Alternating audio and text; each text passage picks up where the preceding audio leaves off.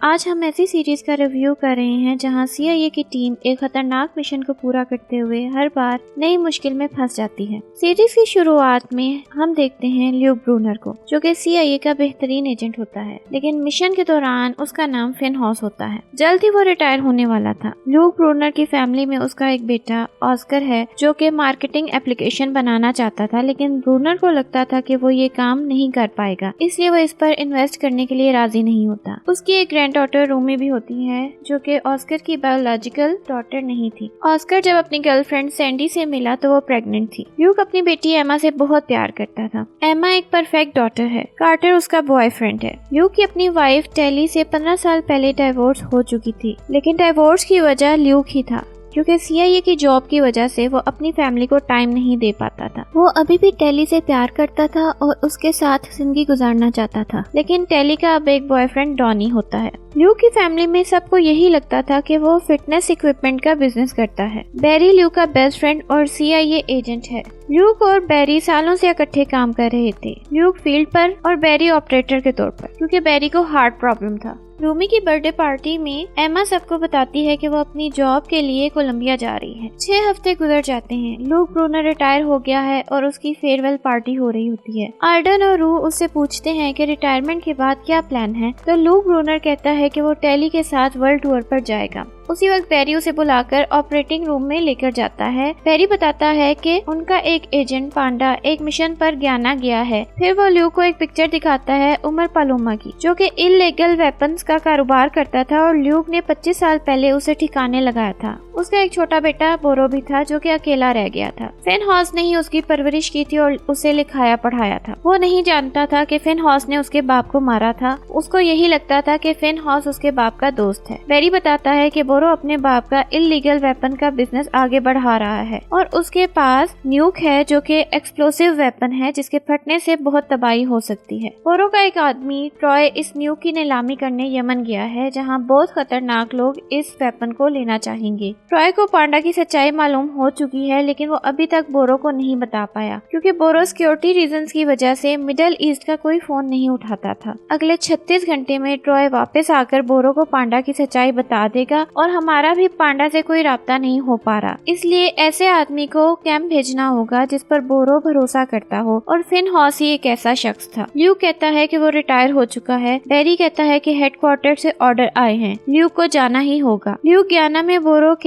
Paramilitary organisation में पहुंच जाता है। वो काफी बड़ा इलाका था। ल्यूक की शर्ट के बटन में कैमरा लगा हुआ था। आर्डन और रूबी इस मिशन का हिस्सा होते हैं। बोरो ल्यूक को अपना सारा इलाका दिखाता है, फिर एक अखाड़े में लेकर आता है जहां फाइट हो रही थी। बोरो उनमें से एक फाइटर लड़की डैनी की तारीफ करता है। जैसे ही डैनी मुड़ती है तो ल्यूक शॉक हो जाता है, क्योंकि वो तो एमा थी, उसकी अपनी बेटी, लेकिन यहाँ वो CIA एजेंट पांडा थी। बैरी ये सब कुछ पहले से जानता था। बोरो डैनी का इंट्रो देते हुए कहता है कि वो एक अमेरिकन सोल्जर है जो अब यहाँ आकर लड़ती है और पैसा कमाती है। ल्यूक को वहाँ देखकर एमा को भी झटका लगता है, क्योंकि वो भी नहीं जानती थी कि ल्यूक CIA एजेंट है। उसको ये देखकर बुरा लगता है कि ल्यूक सारी जिंदगी उनसे झूठ बोलता आया है। बोरो डैनी को फिन हॉस के साथ भेज देता है। ल्यूक बैरी को वीडियो कॉल करके कहता है कि उसने ल्यूक को क्यों नहीं बताया उसकी बेटी CIA के साथ है। एमा बैरी को देखकर एक बार फिर सरप्राइज हो जाती है, क्योंकि अब तक वो बैरी को अपने बाप का दोस्त और बिजनेस पार्टनर ही समझती थी। बैरी बताता है कि एमा ल्यूक जैसी ताकतवर, फुर्तीली और स्मार्ट थी, इसलिए CIA ने उसे अपना हिस्सा बना लिया। एमा का स्कोर ल्यूक और बैरी से भी ज्यादा था और अब CIA में काम करते उसे 4 साल हो चुके थे। एमा पूछती है कि उसके डैड को यहाँ क्यों भेजा है, तो बैरी कहता है कि पांडा का राज खुल चुका है। ट्रॉय सुबह 4 बजे यहाँ पहुँचते ही उसे खत्म कर देगा। ल्यूक उसे वहाँ से निकालने और न्यूक को हासिल करने आया है। एमा को ये सुनकर गुस्सा आता है, क्योंकि इस मिशन की इंचार्ज वो थी। रात बोरो ने फिन हॉस के वहाँ आने की खुशी में एक पार्टी दी थी। बोरो पार्टी के दौरान स्टेज पर अपने एक साथी जैको को बुलाता है और पैसे की हेरा फेरी का इल्जाम लगाकर वहीं उसके सर पर गोली मार देता है। एक बूढ़ा शख्स ल्यूक से आके टकराता है और उसके हाथ में एक पेपर पकड़ा देता है। ल्यूक उसे पढ़कर एमा के पास आता है। एमा कहती है कि वो बूढ़ा आदमी विलियम है, बोरो का पुराना और वफादार साथी। ल्यूक कहता है कि वो उसकी असलियत जानता है और चाहता है कि वो उसे और उसकी फैमिली को यहाँ से बचाकर अपने साथ ले जाए। उसी रात बोरो के 2 आदमी ट्रॉय ट्रॉय को पिक करने जंगल से गुजर रहे थे, रास्ते में उन्हें एक मरी हुई गाय पड़ी हुई नजर आती है। जीप रुक जाती है।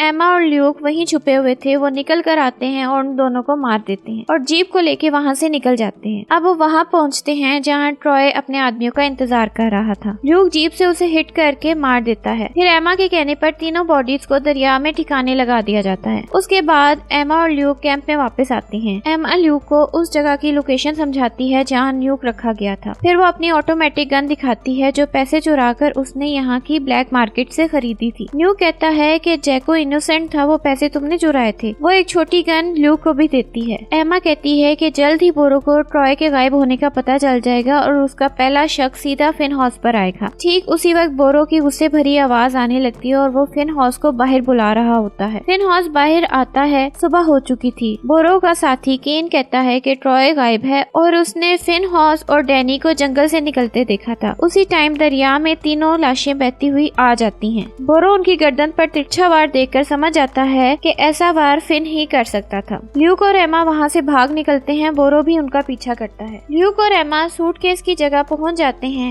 विलियम और उसकी फैमिली भी वहाँ आ जाती है। ल्यूक बैरी को कॉल करके कहता है कि यहाँ इस एरिया में जिस सेल फोन का सिग्नल सबसे ज्यादा वीक है वही फोन न्यूक से जुड़ा हुआ है। इस फोन पर नकली काउंटडाउन स्टार्ट कर दो। बीप की आवाज सुनकर वहाँ के सारे गार्ड्स भाग जाते हैं। ल्यूक ब्रीफकेस उठाकर बाकी सबको लेके वहाँ से निकलता है और एक मैदान में आ जाता है जहाँ बैरी को हेलीकॉप्टर लेकर पहुँचना था। इससे पहले कि एमा और ल्यूक वहाँ से निकल पाते, बोरो अपनी आदमियों के साथ वहाँ पहुँच जाता है और ल्यूक से सवाल करता है कि तुम कौन हो। ल्यूक उसे बता देता है कि उसी ने बोरो के डैड को मारा था। इतनी देर में बैरी, रू और आल्डन के साथ हेलीकॉप्टर पर उन्हें रेस्क्यू करने पहुंच जाते हैं। फायरिंग स्टार्ट हो जाती है और बोरो के काफी आदमी मारे जाते हैं। बोरो वहां से भाग जाता है। ल्यूक और एमा के साथ विलियम और उसकी फैमिली को भी वहां से सेफली निकाल लिया जाता है। अगले सीन में हम देखते हैं कि CIA रीजनल ऑफिस में डायरेक्टर ल्यूक को एमा की टीम का हिस्सा देखना चाहती थी, जिसके लिए एमा रजामंद नहीं हो रही थी। डायरेक्टर एमा को टर्मिनेशन लेटर देकर कहती है कि या तो ये असाइनमेंट लो या फिर ये जॉब छोड़ दो। दूसरी तरफ डायरेक्टर ल्यूक को कहती है कि अब से ये ऑपरेशन ल्यूक लीड करेगा, क्योंकि एक तो बोरो को अच्छी तरह जानता है और दूसरा ये कि एमा को उसकी सुपरविजन चाहिए क्योंकि वो काबिल तो बहुत है लेकिन जज्बाती है। अब मैरी फिटनेस, जहाँ CIA का खुफिया ऑपरेटिंग रूम होता है, वहाँ बैरी और ल्यूक मौजूद होते हैं। ल्यूक बैरी से अपनी एक्स वाइफ टेली के बॉयफ्रेंड डॉनी का लैपटॉप हैक करवा लेता है। अब वो लोग उसकी हर हरकत पर नजर रख सकते थे। ल्यूक को पता चलता है कि डॉनी उसके बेटे ऑस्कर की एप्लीकेशन के लिए इन्वेस्ट कर रहा है। टीम के सभी मेंबर्स मीटिंग के लिए हेडक्वार्टर्स आते हैं, जहां NSA से आई लोन एनालिस्ट टीना बताती है कि मार्केट में अभी भी बोरो के न्यूक ऑक्शन की बातें हो रही हैं। बैरी कहता है कि न्यूक तो अब CIA के कब्जे में है, लेकिन एमा कहती है कि बोरो जरूर न्यू डिवाइस बनाएगा क्योंकि अब वो इससे पीछे नहीं हटने वाला। उसके बाद एमा और ल्यूक अंदाजा लगाते हैं कि बोरो अब डिवाइस दोबारा बनाने के लिए रेडियो एक्टिव वेस्ट हासिल करना चाहेगा, जो उसे उन्हीं इलाकों से मिल सकेगा जहाँ सिक्योरिटी कम होगी। डायरेक्टर बोरो को ट्रेस करने का काम टीना को देती है और उसे भी टीम में शामिल कर लेती है। मीटिंग खत्म हो जाती है। डायरेक्टर फिर एमा और ल्यूक की केमिस्ट्री बेहतर बनाने के लिए थेरेपी सेशन करवाना चाहती थी, जिसके लिए वो डॉक्टर फेफर को असाइन करती है। अगले दिन दोबारा टीम मीटिंग होती है, जहाँ टीना बताती है कि बोरो के राइट हैंड कैन को काजाकिस्तान में देखा गया है, जहाँ न्यूक्लियर वेस्ट एक पैसेंजर बुलेट ट्रेन के जरिए लॉन्ग टर्म स्टोरेज में पहुँचाया जाएगा। डायरेक्टर कहती है कि लोडिंग और अनलोडिंग की सिक्योरिटी बहुत सख्त है। आल्डन कहता है कि फिर तो उन्हें रास्ते में ही न्यूक्लियर वेस्ट को चुराना होगा। ल्यूक और एमा कहते हैं कि उन्हें पहाड़ी रास्ते में ट्रेन को रोकना होगा ताकि टैंकर में वेस्ट को ट्रांसफर कर लिया जाए और ट्रेन दोबारा आगे बढ़ सके। डायरेक्टर अब प्लान समझाती है कि ल्यूक और एमा पैसेंजर बनकर ट्रेन में जाएंगे। ट्रेन लाइन के आखिर में एक डिपो है और इमरजेंसी की सूरत में ट्रेन को वहाँ रोका जा सकता है। चांसेस यही है कि बोरो उस डिपो से ट्रेन को रोकेगा, इसलिए आल्डन और रू US इंस्पेक्टर बनकर वहाँ जाएंगे और ट्रेन की मूवमेंट पर नजर रखेंगे। बैरी और टीना मैरी फिटनेस से सारे ऑपरेशन में मदद करेंगे। प्लान के मुताबिक रात को ल्यूक और एमा ट्रेन में पहुँच जाते हैं और आल्डन और रू ट्रेन ट्रैफिक कंट्रोल रूम में पहुँच जाते हैं। एमा वहाँ एक आदमी पर शक करती है और कहती है कि उसे बाहर निकाल देना चाहिए, ये बोरो का आदमी हो सकता है, लेकिन ल्यूक कहता है वो ऐसा नहीं करेगा जब तक उसे यकीन न हो जाए। थोड़ी देर में बैरी ल्यूक को बताता है कि तुम लोग अब पहाड़ियों से गुजर रहे हो। ल्यूक पूछता है कि ट्रेन अभी तक रुकी क्यों नहीं है। बैरी भी यही सोच रहा होता है कि अचानक ट्रेन के ऊपर एक हेलीकॉप्टर दिखाई देता है। एमा कहती है कि वो मशकूक आदमी भी गायब है। ल्यूक ट्रेन की छत पर जाता है तो वहाँ पर वही आदमी सक्शन पाइप से न्यूक्लियर वेस्ट हेलीकॉप्टर हेलीकॉप्टर में ट्रांसफर कर रहा होता है। ल्यूक वापस आकर एमा को बताता है। टीना अंदाजा लगाकर बताती है कि अगले 12 मिनट में वो लोग सारा वेस्ट ट्रांसफर कर लेंगे। एमा हेलीकॉप्टर को गिराने का कहती है तो टीना ये आइडिया रिजेक्ट कर देती है, क्योंकि आगे ट्रेन खेतों से गुजरने वाली थी और अगर हेलीकॉप्टर वहाँ गिरा तो वेस्ट मीलों तक फैल जाएगा और जमीन सालों तक बंजर हो जाएगी। ल्यूक कहता है कि कुछ ऐसा करना होगा कि वो लोग खुद ही सक्शन पाइप को अलग करने पर मजबूर हो जाएं। एमा ट्रेन की स्पीड बढ़ाने का आइडिया देती है और सब उस पर एग्री करते हैं। वो फौरन ट्रेन कंडक्टर के पास जाकर स्पीड बढ़ाने का कहते हैं, लेकिन वो तो पहले ही बोरो का आदमी था। ये जानकर वो उसको मार देते हैं। डेपो में मौजूद कंट्रोलिंग ऑफिसर आल्डन और रू को बताता है कि ट्रेन की स्पीड ट्रेन में ही मौजूद रेड बटन से बढ़ सकती है। ल्यूक और एमा को वो बटन तो मिल जाता है, लेकिन उसको पहले ही खराब कर दिया गया था। अब टीना बताती है कि सिर्फ एक ही रास्ता रह गया है स्पीड बढ़ाने का, और वो ये है कि मैग्नेट ट्रैक जिन पर ट्रेन दौड़ती है उनको कूलेंट की मदद से ठंडा कर दिया जाए। ल्यूक पूछता है कि कितने वॉल्व खोलने चाहिए। इससे पहले कि आल्डन सही तादाद बताता, ल्यूक बैरी से बात करते करते चारों वॉल्व खोल देता है। अब ट्रेन की स्पीड बढ़ जाती है। अब हेलीकॉप्टर ट्रेन की रफ्तार बढ़ जाने से खुद ही अलग हो जाता है, लेकिन ट्रेन की स्पीड अब आउट ऑफ कंट्रोल हो चुकी थी। कुछ ही देर में ट्रेन डिपो से टकराकर तबाह होने वाली थी और उसके साथ आधा शहर भी तबाह हो सकता था। आगे क्या हुआ ये जानने के लिए देखिए फूबर का नेक्स्ट पार्ट हमारे चैनल सीरीज रिव्यू पॉइंट पर। वीडियो पसंद आई हो तो लाइक और शेयर कर दें और चैनल को सब्सक्राइब कर दें।